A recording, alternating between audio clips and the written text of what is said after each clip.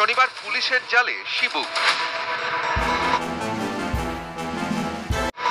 শাহজাহান এবং তার দুই সঙ্গীর বিরুদ্ধে ভুরি ভুরি অভিযোগ। জবাব চাই, জবাব দো। আমদা পুলিশ হায় হায় হায় হায়। শিবু হাজরা, শেখ শাহজাহান, উত্তম সর্দারি, লালটু বোস, রঞ্জু, এরা সবাই করেছে এই সময়। হ্যালো বন্ধুরা, এফ আকাশ চ্যানেলে আপনাদের স্বাগত। আজ থেকে ঠিক এক মাস আগে যে সন্দেশখালীর নাম মানুষের মুখে কোনোদিন শোনা যেত না, সেই সন্দেশখালী আজ প্রত্যেকটি টিভি চ্যানেলের হেডলাইন।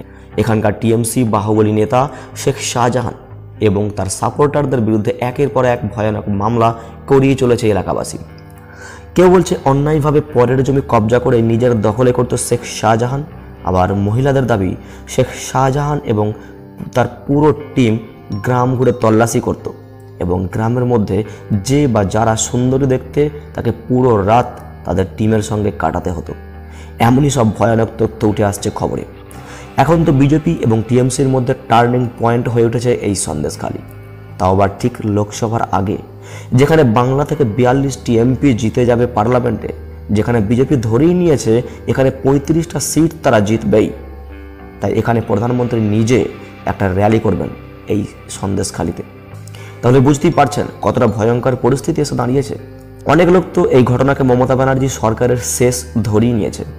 আজ থেকে ঠিক 17 বছর আগে 2007 সালের 15ই মার্চ পুলিশ ফায়ারিংয়ে নন্দীগ্রামে 14টা লোক মারা যান। এরপর যে আগুন সেখানে লাগে, সেই আগুন ছড়িয়ে যায় সিঙ্গুর, লালগড়, এমনকি পুরো বাংলাতে। এবং সিপিআইএম সরকার 2011 সালে সেই আগুনে পুড়ে ছাই হয়ে যায়। তো সন্দেশখালীর এই ঘটনার পর সবাই বলতে শুরু করেছে পুরো ভারতবর্ষের সব থেকে বেশি ভায়োলেন্ট হয় এই বাংলাতেই। তাই চলুন আজকের এই ভিডিওতে আমি জানাবো সন্দেশখালীর পুরো ঘটনা। সেই সঙ্গে জানবেন কোথায় এই সন্দেশখালী, কেই বা এই শেখ শাহজাহান, কেনই বা তাকে পুলিশ ধরতে পারছে না, এবং সত্যিই কি এই ঘটনায় মমতা ব্যানার্জি সরকারের পতন অনিবার্য, এবং সবশেষ এর পিছনে যে পলিটিক্স চলছে সেটিকেও বোঝার চেষ্টা করব। তো চলুন আর দেরি না করে শুরু করা যাক। এবং যদি কেউ এই চ্যানেলে নতুন হন তাহলে অবশ্যই আমার এই চ্যানেলটি সাবস্ক্রাইব করে বেল আইকনটি প্রেস করুন, যাতে এমন আরও অনেক গুরুত্বপূর্ণ ঘটনা আপনি সবার প্রথমে দেখতে পারেন। কোথায় এই সন্দেশখালী? সন্দেশখালী হলো ভারতের পশ্চিমবঙ্গ রাজ্যের উত্তর 24 পরগনা জেলার বসিরহাট মহকুমার সন্দেশখালী 2 সিডি ব্লকের একটি গ্রাম। এই এলাকা জুড়ে রয়েছে অসংখ্য নদী ও খাল।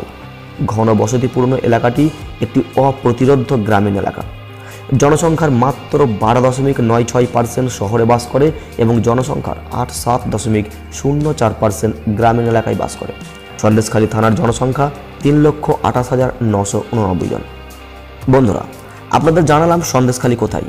চলুন এখন জেনে নেই কেন এই সন্দেশখালী আজ খবরের শিরোনামে।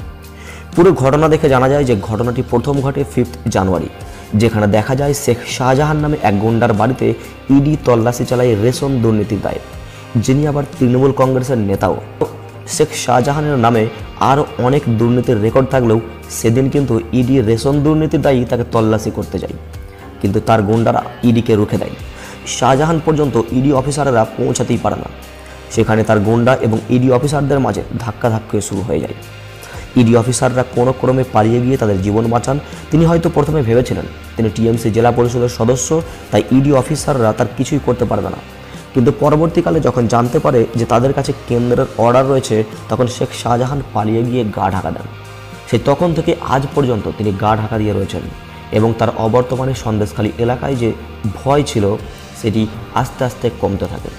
এবং এলাকার শিডিউল কাস্ট এবং অন্যান্য মহিলারা কমপ্লেন করে যে শেখ শাহজাহান এবং তার পুরো টিম গ্রামে ঘুরে বেড়িয়ে গ্রামের সুন্দরী যুবতী মেয়েগুলোকে রাতে তাদের ডেরায় ডাকত এবং পুরো রাত তাদের সাথে কাটাতে হতো। এছাড়াও জানা যায় বাংলার উত্তর 24 পরগনা জেলায় তার খুব রমরমা বাজার রয়েছে। উত্তর 24 পরগনা জেলার মাছের জায়গাগুলিতে তার দখলদারি রয়েছে। ইটভাটা এবং শপিং কমপ্লেক্সের মালিকও তিনি। শাহজাহান শেখের কাছে কোটি টাকার সম্পত্তি থাকারও অভিযোগ করা হয়েছে। শাহজাহানের ওপর একটা দুইটা নয়, তিনটে নয়, বরং অনেকগুলি ক্রিমিনাল কেসও রয়েছে। রিপোর্ট অনুযায়ী 2019 সালের লোকসভা নির্বাচনের পর বিজেপি এবং টিএমসি নেতাদের মধ্যে যে হিংসা ছড়িয়ে পড়েছিল, ওর মধ্যে যে নাম সামনে এসেছিল ওই নাম ওই ব্যক্তিরই ছিল। এই দুই দলের অনেক মানুষের মৃত্যু হয়েছিল এবং মামলা ও এফআইআরও শাহজাহানের নামে সামনে এসেছিল। শুধু এতটুকুই নয়, শাহজাহানের ওপর জমি দখলদারি এবং মহিলাদের ওপর অত্যাচারের অভিযোগ রয়েছে। পুলিশ সন্দেশখালীর বর্তমান পরিস্থিতিকে দেখে এফআইআর লিখেছেন, এখানে গ্যাংরেপের ধারাও যুক্ত করা হয়েছে। মনে করা হচ্ছে শাহজাহানের নাম এখানেও রয়েছে। কিন্তু এখন প্রশ্ন হলো, যাকে নিয়ে এত কিছু আলোচনা, সেই শেখ শাহজাহান আসলে কে, কি তার আসল পরিচয়? 42 বছরের শেখ শাহজাহান এলাকাবাসীর কাছে ভাই নামে পরিচিত। কারো কারো কাছে তিনি দেবতার সমান, কিন্তু বেশিরভাগ লোকের কাছে তিনি একটা আতঙ্ক। জানা যায় ছোটবেলায় তিনি একটি ইটভাটায় কাজ করে জীবনযাপন করতেন। পরে 2004 সালে এলাকার ইটভাটার ইউনিয়ন লিডারে পরিণত হয়ে যান শেখ শাহজাহান। এই সময় সিপিআইএম পার্টির সাথে তার সম্পর্ক তৈরি হয় এবং মনে করা হয় এটিই ছিল তার জীবনের সব থেকে বড় আশীর্বাদ। কিন্তু 2011 সালে সিপিআইএম হেরে যাওয়ার পর শেখ শাহজাহান দল পরিবর্তন করে টিএমসিতে যোগদান করেন এবং অনেক বড় বড় নেতার সাথে তার ওঠা বসা শুরু হয়। জানা যায় মুকুল রায় এবং উত্তর 24 পরগনা জেলার তৃণমূল কংগ্রেসের হেড জ্যোতিপ্রিয় মল্লিকের সাথেও ঘনিষ্ঠ সম্পর্ক গড়ে ওঠে এই শেখ শাহজাহানের। এভাবে এই সম্পর্ককে কাজে লাগিয়ে তিনি গ্রাম পঞ্চায়েত ভোটে লড়ে সরবিয়া আগ্রাহাটি গ্রাম পঞ্চায়েতের উপপ্রধান হয়ে যান এবং ধীরে ধীরে পলিটিক্যাল পাওয়ারকে কাজে লাগিয়ে তিনি সন্দেশখালী এলাকার বেতাজ বাদশাতে পরিণত হয়ে যান। চলুন এবার দেখে নেই যে এই ঘটনায় পলিটিক্যাল রং ঠিক কতটা। এই পরিস্থিতিতে বলা যায় মমতা ব্যানার্জি হয়তো সিঙ্গুর, নন্দীগ্রাম ভুলে গেছেন, কিন্তু বিজেপি নেতৃত্ব ঠিক মনে রেখেছেন যে পরিবর্তন যে কোনো জায়গা থেকে বা যে কোনো ঘটনা থেকে হতে পারে।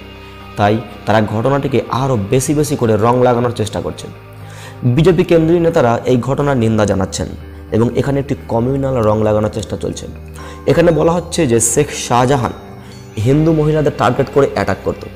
এখানে শেখ শাহজাহানকে মার্ক আউট করা হচ্ছে, কিন্তু মনে রাখতে হবে যে শিবু হাজরা এবং উত্তম সর্দার এরা কিন্তু মুসলিম না। তা সত্ত্বেও কেন এই ঘটনাটির পিছনে কমিউনাল রং লাগানো হচ্ছে?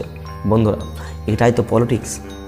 দেখুন, পশ্চিমবাংলায় দিদির বড় একটা ভোট ব্যাংক হচ্ছে মহিলা ভোটার। এখানে দেখানো হচ্ছে এর পুরো ঘটনা দিদি জানেন, তা সত্ত্বেও তিনি একজন মহিলা হয়েও মহিলাদের যিনি অত্যাচার করে শেখ শাহজাহানকে দিদি লুকিয়ে রাখছেন। এতে অন্যান্য পার্টির ধারণা মহিলা ভোটার হয়তো দিদির বিরুদ্ধে ভোট দেবে।